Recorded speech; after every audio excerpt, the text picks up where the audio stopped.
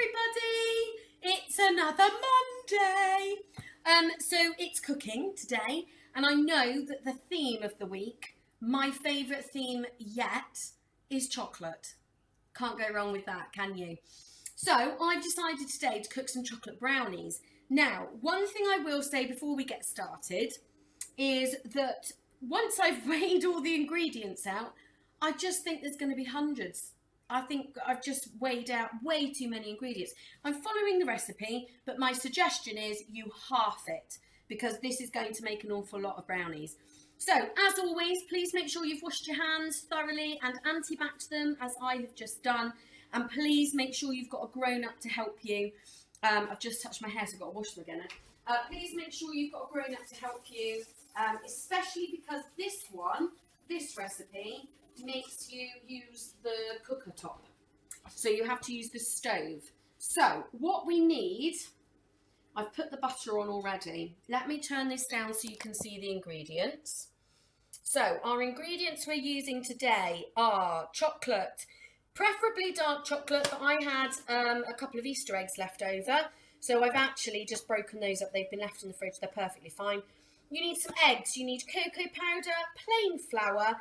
It asks for caster sugar. I didn't have enough, so I've added some granulated sugar, and you need some butter. Now, I'm not going to give you the amounts. Make sure you check the little bit on, when I upload it, check the little bit on there that will tell you, the little writing bit underneath, and that will give you the measurements for how much of everything that you need. Okay? Now, you don't actually need a bowl for this one either. So I'm just going to go over, this is my cooker top over here. What it asks you to do, the first thing, I've preheated the oven. This one's a little bit cooler, so it's just 170 degrees for a fan-assisted oven, which I think still states that it's gas mark 4, but it's just a little bit cooler. So the first thing it asks you to do is to put the butter and the sugar into a saucepan. This is where you're going to need some grown-up help, because obviously you're using a very, very hot cooker. You put it into a saucepan and you melt it over the heat. So that's what I'm doing right now. I'm just melting it together. And once we've done that, now something we do need to go a little bit careful of here is that we don't add the eggs in too quickly, because what I've done before when I've done these recipes is I've turned it into scrambled egg. That's not what we want, is it? Scrambled egg brownies? I don't think so. So, this is nearly melted. We're going to melt it a little bit more so that all the lumps of butter are gone and the sugar has turned yellow where it's melted into the butter. So let's have a look. It looks about right. So the next thing, if you leave it on too long, the problem is it will become like caramel. It will become really thick. And that isn't quite what we're looking for. But that is completely melted. We don't want it too hot. It's not bubbling. So now what I can do is turn this down so you don't have to look at me. Ooh, who'd want to do that? There we go. So we've put the butter and we've put the sugar into the pan and it's all melted. The next thing we're going to do is very gently add the chocolate. Now we're not going to add it all at once. We're just going to add it in slowly.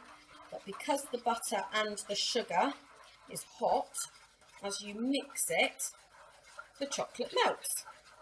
So this is melting into the butter and the sugar. Did you all have a lovely weekend? I hope so. Anybody get up to anything fabulous? I've been in school today. I did my garden at the weekend. But I've been in school again today, which was an utterly wonderful thing. Got to see lots of your beautiful, beautiful faces. This is going to be a very frustrating noise for you. I'm very sorry about that. I actually can't do anything about it. So as you're looking, oh my goodness, if you could smell this, I don't know if I'm going to be able to put it in the cooker. I might have to eat it all now. So as you're looking at this, you can see that very slowly the chocolate has melted into the butter and the sugar. That's just what we want. So now what we're going to do is very slowly, and this is where I said you might want to half your recipe. This asks for 5 eggs. That seems like an awful lot of eggs to me. So we're just going to add them in one at a time, because what we want to do is make sure that it doesn't turn into the scrambled eggs that I told you about before, because that would just be a disastrous thing. Now, I'm mixing it in with a wooden spoon, but in a minute, I may well turn to a whisk because it looks like it might need it. There's one egg. That is egg number 2. Now, what I'm going to do these, I mean, everybody who knows me knows just how much I love chocolate, but I think there's going to be far too many of these brownies once they're made for me to eat. So I'm going to share them.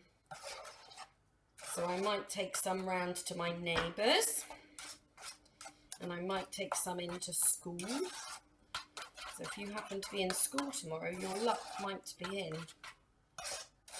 However, if they're absolutely disgusting, which is also a slight possibility when I'm cooking, if they're not fabulous, then I won't share them because I wouldn't want to make anybody eat them. Now, we have to go really careful when we're cracking the eggs, because we absolutely do not want any shell in there at all. If you get shell in your cooking, we all know what that can taste like. And trust me, I've done it many, many times. So if you do it, don't worry. You're not on your own. The best thing to try to do, if you happen to get some shell in there, is use a large piece of this shell and try and scoop it out before you mix it in, because the shell that falls in there and this shell are magnetically attracted. So if you use this to try to scoop it out, it'll get stuck to the shell and it'll come out really, really easily. I didn't learn that until just a few years ago, but it's a really handy tip. Right, we are nearly there with the eggs, so you can see just how much this makes. If you can hear a funny noise in the background, I'm ever so sorry. I put my washing machine on and I didn't think about the fact that I'd be doing the video. That was a bit daft of me, wasn't it? Right, so we are nearly there now with mixing this in. So what I can see is that the egg isn't completely mixed in with the chocolate. So I want it to be mixed in. So what I'm going to do is just get myself my whisk, as you can see here. Put in there so it doesn't make a sticky slide. And I'm just going to give it a little bit of a whisk to help mix the egg in properly with the chocolate and the sugar and the butter. Otherwise, it's going to be a slightly strange mixture. Now, you definitely need what I haven't got, which is some very big arm muscles, because this is quite a tricky thing to whisk. So, the egg is all mixed in. So now the next thing we need to do is add in, what I've got in here is cocoa powder and flour. So we're going to mix that all in to the mixture. Now, again, you do little bit by little bit. And you don't want to mix this bit too fast, because if you do, guess what? It's going to go everywhere, and what a mess that will be. So very gently mix it in. All your hard work will go to waste if it ends up all over the work surface. Now, this can be quite a tricky process, this bit here. As you can see, it takes quite some time to mix together. Now, because you've got lots of different liquids and lots of different textures of ingredients, it does take a bit of a while, but I guarantee it's worth it in the end. I mean, what chocolate brownie isn't? There we go. Now, as we always say with our cakes, when we're making cakes, make sure you get right down to the bottom of the pan and right around the sides when you're mixing it gently, because you'll find that a fair bit of the dry ingredients gets stuck. So there's my first lot. Now I'm going to add in the second lot. I don't want to put my wet spoon in there because that would be disastrous. There we go. So there's our next lot of dry ingredients. I've just made a terrible mess everywhere, sorry. And we're going to mix that in very gently, as we said before. Not too fast, because otherwise you'll find the mixture will jump out. It'll end up all over your work surface. And as lovely as chocolate is, you want to be able to eat it. Not have to mix it up and throw it away in a cloth. Now, I was in school today and I have managed to do lots and lots of work, which is fabulous. I saw some amazing work going on by all the children that were in today. A wonderful story all about Sir Merlin. But I was a little bit frustrated because I checked the weather this morning and on my phone it said that it was going to rain today. So I didn't put my washing out, and that is why it is still in the machine now. And guess what? Did we have any rain? No, I don't think we did. It's been a beautiful sunny day. How frustrating. It would have been all washed and dried by now. What a boring conversation that is for you. None of you care, do you? About my washing, I wouldn't care either. Right, we're absolutely getting there. It's got much, much thicker, but as you can see, again, as it was with the eggs, it's not completely mixed in. So, can you see some of that flour still left on the spoon? This is what I was saying about making sure that you scrape the bottom of the spoon and scrape the bottom of the pan or the bowl that you're mixing in, because sometimes the flour gets stuck. So I'm just going to give it a quick whisk now. Now it's much harder to whisk now. You've got all the ingredients in, so that's good. But what I want to try to do, if I can, is make it as smooth as possible. I don't really want any lumps in it, because if there's lumps, it normally means it's lumps of flour or lumps of cocoa powder. And you don't want lumps of those when you're cooking. And the bottom of this is much, much cooler now. When it came off the oven, it was far too hot, so I couldn't have put it on the side, because if I had, it would have burnt it. And you need to make sure you take care of that in your house as well, your flat or your cottage, wherever it is that you live.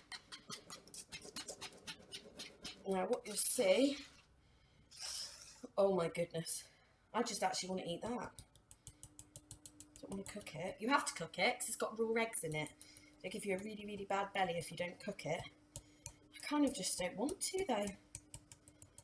I'm going to. I'm going to be very, very brave. Right, so I'm going to go back to my spoon now. So the next thing you need is something to put it in. Now, because there's so much mixture, I've got two pans. One is much, much thicker than the other. That doesn't matter. That's absolutely fine. What I've done is sprayed it, as always. I've sprayed the edges to help it not stick. So the first one I'm going to pour it in is this. You need it quite thick. There we go. And then the second one I'm going to pour it in is this. Now this one, because it's thinner, excuse me, because it's a thinner tray, it's not going to take quite as long to cook as the recipe suggests. So what it says is to put it in the oven for 30 to 40 minutes. Now, I don't know about you, but I like my chocolate brownies gooey. I don't really like them dry. So what I'm going to do is I'm going to put it in for 20 minutes and then I'm going to check it. Now what you're looking for is the top of the brownie needs to be firm, so it needs to be cooked and look cooked, and if you were to tap it with something it would stay firm, your finger wouldn't sink into the middle of it. But the middle bit of the brownie still needs to be a little bit gooey. On the other hand, gooey yes, but uncooked no, because that would just taste vile. So we need a little bit of a happy medium. So I'm going to put them in for 20 minutes and then I will let you know whether they were ready after 20 minutes or not. The best way to test the middle bit, making sure you've got a grown-up to help you, because you're going to be using an oven, and the ovens are very, very hot, obviously, as you all know. The best way to check the middle bit is to get a knife, or to get something that's quite pointy. You could use a little knife like this, and when you think it's cooked, you stick your knife in the middle and bring it back out again. If the knife has got gooey bits left on it, you know the middle bit isn't cooked. Okay, now this is where you need to ask your grown-up to help you and ask their best judgment. They'll let you know.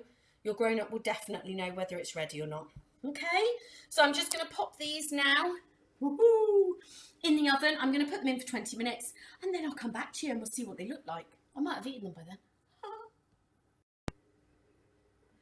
So I think they may be ready. I tried them after 20 minutes when the beeper went off, but they were still gooey, far too not cooked gooey in the middle. So I've put them back in for another 10 minutes. So that's 30 minutes in total. And bearing in mind, my mixture was only about this deep. So the deeper it is, the longer they'll need. But obviously this one, hopefully, cross your fingers, they smell amazing. Just kind of want to eat them all up. The other thing I was going to say is you can always add things to them if you wanted. You could always add chocolate chips or raisins or anything like that. Right, there we go. Let's have a look.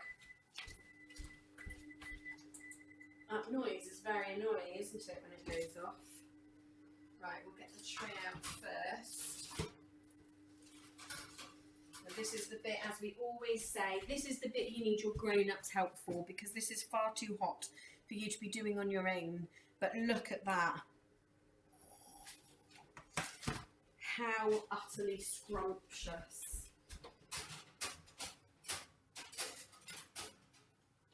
Now the only thing I can't show you is, look at that one. The only thing I can't show you is cutting them, because at the moment they've only just come out the oven, so they need to cool first. Remember what we say, always push them to the back so little fingers can't get hold of them. They must cool first, and once they've cooled down, then you can cut them. The best thing to do, cut them into little squares. This is going to make hundreds of brownies, so I hope everybody's hungry. Good luck, have fun, enjoy your cooking. See you soon!